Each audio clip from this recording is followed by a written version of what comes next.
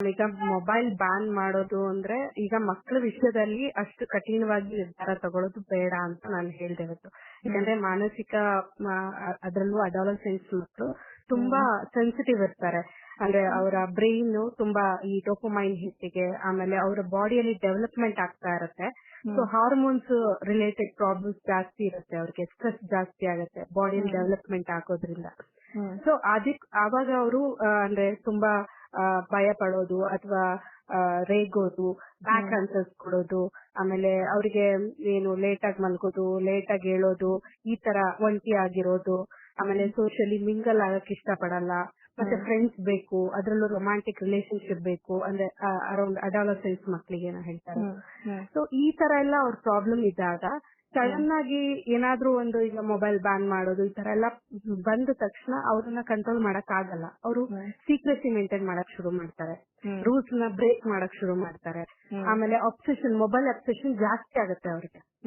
ನೀವೇನ್ ಮಾಡ್ಬೇಡಿ ಅಂತ ಹೇಳ್ತಿರೋ ಅದನ್ನೇ ಮಾಡ್ತಾರೆ ಅವರು, ವಾಪಸ್ಸೇ ಮಾಡೋದವ್ರು. ಯಾಕಂದ್ರೆ ಅವ್ರನ್ನ ಪ್ರೀತಿಯಿಂದ ತಿದ್ಬೋದು. ಪ್ರೀತಿಯಿಂದ ಅಂದ್ರೆ ಅವ್ರನ್ನ ನಾವು ಅರ್ಥ ಮಾಡ್ಕೋಬೇಕು, ಯಾಕೆ ಹಿಂಗ್ ಮಾಡ್ತಾ ಇದಾರೆ, ಏನ್ ಪ್ರಾಬ್ಲಮ್ ಆಗಿದೆ ಅವ್ರಿಗೆ ಅನ್ನೋದನ್ನ ಪ್ರೀತಿಯಿಂದ ತಿದ್ಬೇಕೆ ಹೊರತು ಅವ್ರನ್ನ ಗಲಾಟೆ ಮಾಡಿ. ಈಗ ಬ್ಯಾನ್ ಎಲ್ಲ ಮಾಡದ ತಕ್ಷಣ ಏನಾಗತ್ತೆ, ಮನೇಲಿ ರಿಲೇಶನ್ಶಿಪ್ ಹಾಳಾಗತ್ತೆ, ತಂದೆ ಮಕ್ಕಳು ತಾಯಿ ಮಕ್ಕಳದು ಗಲಾಟೆ.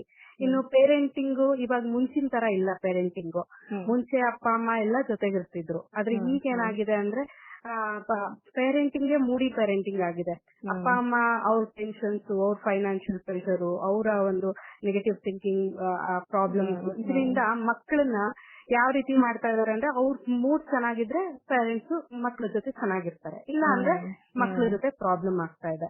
ಇನ್ನ ಎಜುಕೇಶನ್ ಸಿಸ್ಟಮ್ ಬ್ರೋಕನ್ ಆಗಿದೆ. ಅಂದ್ರೆ ಅವರಿಗೆ ಬೆಳಗಿಂದ ಸಂಜೆವರೆಗೂ ಇದ್ರಲ್ಲಿ ಕೂತ್ಕೊಂಡು ಆ ಸ್ಟ್ರೆಸ್ ಅಲ್ಲೇ ಒಳಗಾಗಿರ್ತಾರೆ. ಸೊ ಅವ್ರಿಗೆ ಸಿಗೋದು ಅಂದ್ರೆ ಈ ಮೊಬೈಲ್ ಒಂದೇ. ಅದ್ರಲ್ಲೂ ಅವರ ಫ್ರೆಂಡ್ಸ್ ಜೊತೆ ಕಾಂಟ್ಯಾಕ್ಟ್ ಮಾಡೋದು, ಅವರು ಪಿಯರ್ ಪ್ರೆಷರ್ ಅಂತಾರೆ, ಅಂದ್ರೆ ಆ ಒಂದು ಸರೌಂಡಿಂಗ್ ಅಲ್ಲಿ ಇರ್ತಾ ಇರ್ತಾರೆ, ಫ್ರೆಂಡ್ಸ್ ನ ಮಾಡ್ಕೊತಾ ಇರ್ತಾರೆ, ಸ್ವಲ್ಪ ಇಂಟ್ರೆಸ್ಟ್ ಕೊಡ್ತಾ ಇರ್ತಾರೆ. ಸೊ ಆದಷ್ಟು ನಾವೇನ್ ಮಾಡ್ಬೇಕು ಅಂದ್ರೆ ಅವ್ರನ್ನ ಪೇರೆಂಟ್ಸೇ ಇದನ್ನ ಸ್ಟೆಪ್ ತಗೋಬೇಕು. ಇದನ್ನ ಗವರ್ಮೆಂಟ್ ಸ್ಟೆಪ್ ತಗೊಳ್ಳೋದ್ರಿಂದ ಏನು ಪ್ರಯೋಜನ ಇಲ್ಲ. ಸೊ ಗವರ್ಮೆಂಟ್ ಏನ್ ಮಾಡ್ಬೋದು ಅಂದ್ರೆ ಮಕ್ಕಳಿಗೆ ಪೇರೆಂಟಿಂಗ್ ಸೆಷನ್ ನ ಇಂಟ್ರೊಡ್ಯೂಸ್ ಮಾಡಿಸಬಹುದು ಸ್ಕೂಲ್ಗಳಲ್ಲಿ.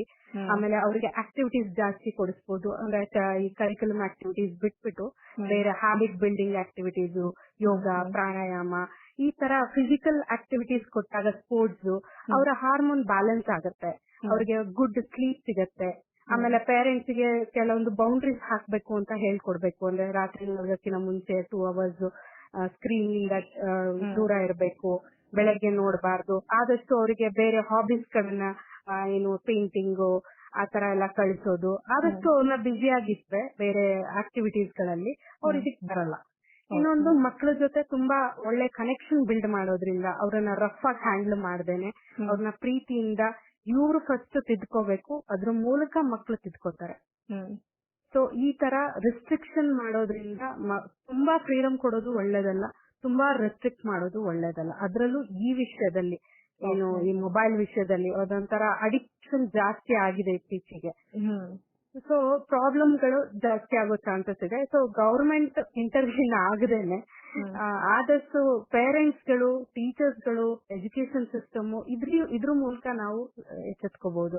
ಆಮೇಲೆ ಕೆಲವು ಆಪ್ಸ್ ಗಳನ್ನ ಬ್ಯಾನ್ ಮಾಡೋದ್ರ ಮೂಲಕ, ಕೆಲವು ಸೋಷಿಯಲ್ ಮೀಡಿಯಾ ಆಪ್ಸ್ ಗಳು ಕೆಲವೊಂದೆಲ್ಲ ಇದೆ, ಅದನ್ನೆಲ್ಲ ಗೇಮಿಂಗ್ ಆಪ್ಸ್, ವ್ಯಾಲಿಡೇಷನ್ ಆಪ್ಸ್, ಇದನ್ನೆಲ್ಲ ಬ್ಯಾನ್ ಮಾಡಿ ಬರೀ ಅವರ ಎಜುಕೇಶನ್ ಬೇಕಾಗಿರುವಂತದ್ದು ಮಾತ್ರ ನಾವು ಸ್ವಲ್ಪ ಕಾನ್ಸಂಟ್ರೇಟ್ ಮಾಡಿದ್ರೆ ಮಕ್ಕಳ ಭವಿಷ್ಯ ಇಂಪ್ರೂವ್ ಆಗುತ್ತೆ. ಇಲ್ಲಾಂದ್ರೆ ಅವರು ಸದಾ ಆ ಒಂದು ಎಲೆಕ್ಟ್ರೋಮ್ಯಾಗ್ನೆಟಿಕ್ ವೇವ್ಸ್ ಎಲ್ಲಾ ಡಿವೈಸಸ್ ಇಂದ ತಗೊಂಡು ಅವರ ಟಿಶ್ಯೂ ಡ್ಯಾಮೇಜ್ ಆಗತ್ತೆ, ಬಾಡಿಯಲ್ಲಿ ಪ್ರಾಬ್ಲಮ್ಸ್ ಆಗತ್ತೆ, ಸ್ಟ್ರೆಸ್ ಜಾಸ್ತಿ ಆಗತ್ತೆ, ಕಾಗ್ನಿಟಿವ್ ಪ್ರಾಬ್ಲಮ್ ಜಾಸ್ತಿ ಆಗತ್ತೆ. ಸೊ ಹೀಗೆ ಅವರ ಮೆಂಟಲ್ ಏನು thinking, skill, decision making, memory power ಎಲ್ಲ ಕಡಿಮೆ ಆಗ್ತಾ ಹೋಗುತ್ತೆ ಮ್ಯಾಮ್. ಓಕೆ, ಇದು ನೆಗೆಟಿವ್ ಎಫೆಕ್ಟ್ಸ್. ಓಕೆ. ಸೊ ಇವಾಗ ಇದೇ ತರ ವೆಬ್ ಸೀರೀಸ್ ಈ ತರದ್ದು ಅಥವಾ ರೀಲ್ಸ್ ಮಾಡೋದ್ರಲ್ಲೂ ಕೂಡ ಪೇರೆಂಟ್ಸ್ ಮೂಗ್ ತೋರಿಸ್ತಾ ಇದ್ರು. ಅದನ್ನ ಸಾಕಷ್ಟು ಸೂಸೈಡ್ ಅಟೆಂಪ್ಟ್ಸ್ ಕೂಡ ಆಗಿದೆ, ಸಾಕಷ್ಟು ಜನ ವಿದ್ಯಾರ್ಥಿಗಳು ಜೀವನ ಕಳ್ಕೊಂಡಿದ್ದಾರೆ. ಈ ತರ ಅಡಿಕ್ಟ್ ಆಗಿರೋರ್ನ ಹೇಗೆ ಈಚೆ ತರಬಹುದು? ಈ ಅಡಿಕ್ಷನ್ಗೆ ಅದೇ ಹೇಳ್ತಾ ಇದೀನಿ, ಅಡಿಕ್ಷನ್ಗೆ ಪೇರೆಂಟ್ಸ್ ನಿಂತ್ಕೋಬೇಕು ಫಸ್ಟ್.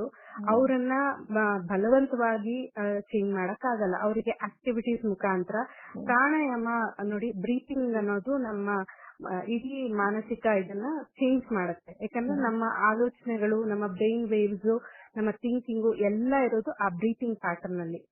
ಆಮೇಲೆ ನಾವು ತಗೊಳ್ಳೋ ಆಹಾರದ ಮೇಲೆ.